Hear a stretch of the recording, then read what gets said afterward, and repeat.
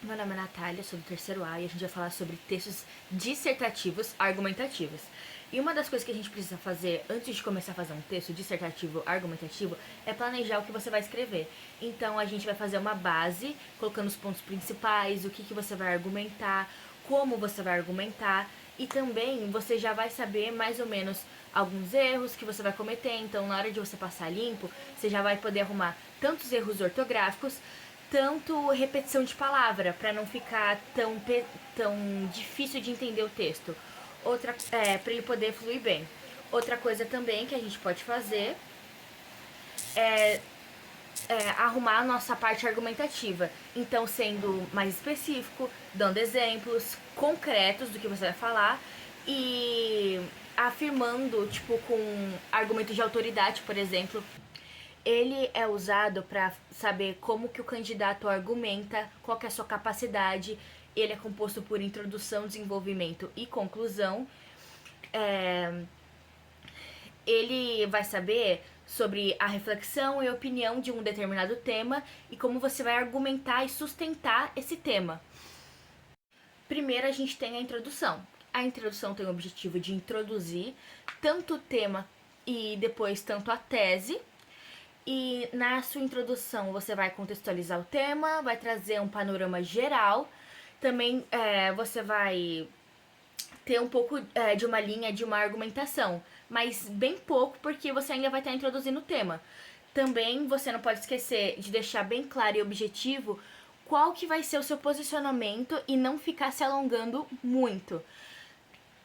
E também você pode trazer uma alusão histórica no início, que vai trazer um panorama geral do que você está tentando falar e também pode mostrar para o leitor que você sabe do que você está falando. A gente também vai falar sobre o desenvolvimento, que tem o objetivo de ser o coração do texto. Vai ser onde você vai usar exemplos, referências, vai reforçar um ponto de vista, vai fazer comparações, ter citações. Se você não fez alusão histórica, é um bom momento. E para que ele serve? A parte do desenvolvimento é onde você mais vai argumentar, normalmente tendo entre 2 ou 3 parágrafos, cada um deles com um argumento principal diferente. E os elementos, você vai colocar dados, exemplos, comparações, tudo que você tem até agora. Mas também você pode colocar contra-argumentos. Então, eu posso falar um ponto positivo sobre alguma coisa e depois um negativo, para você fazer um argumento e um contra, para mostrar os dois lados de uma mesma moeda. Uma dica importante também dos argumentos que eles estejam encadeados de uma forma lógica, um complementando o outro. Para isso, a gente vai usar alguns conectivos para que tenha uma fluidez no seu texto. Consequentemente, isso vai ajudar o leitor a entender o que você está tentando passar. Na conclusão, a gente vai fazer uma retomada do texto, dando um breve encerramento dele, e depois fazer uma intervenção, que propor uma solução independente para esse tema. Uma estratégia é você reafirmar a sua posição, fechando o texto e segurando uma coerência. E aí você vai meio que introduzir essa solução e usar argumentos de autoridade. Então, quem que eu posso trazer que fala que a gente tem que fazer assim? Ou quem que é o Estado, quem que é o órgão que eu posso usar para combater esse tema? A gente também pode... Mas, se você quiser usar um último argumento ou usar alguma citação, aí é uma boa parte para você usar um filósofo falando sobre o assunto. Então, sobre educação ou sobre preconceito, coisas desse tipo. Não pode esquecer de ser claro e objetivo no seu texto e dando detalhes sobre ele, mas não detalhes irrelevantes. Eu não vou colocar alguma coisa que não vai me ajudar a argumentar. Tudo que eu colocar a mais, que eu acho que o leitor, sei lá, pode se perder ou pode acabar desviando do tema, eu corto.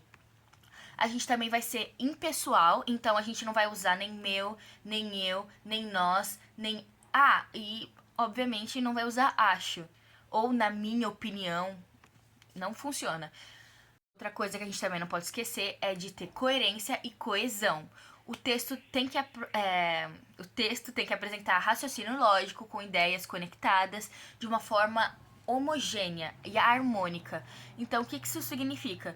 Que antes de eu passar o texto a limpo, eu vou ler e reler para ter certeza do que eu tô escrevendo faz sentido, bate.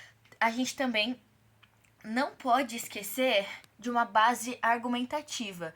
O seu texto tem que ter um embasamento em fatos, dados e exemplos reais e que você reforça a sua ideia. Porque se você não.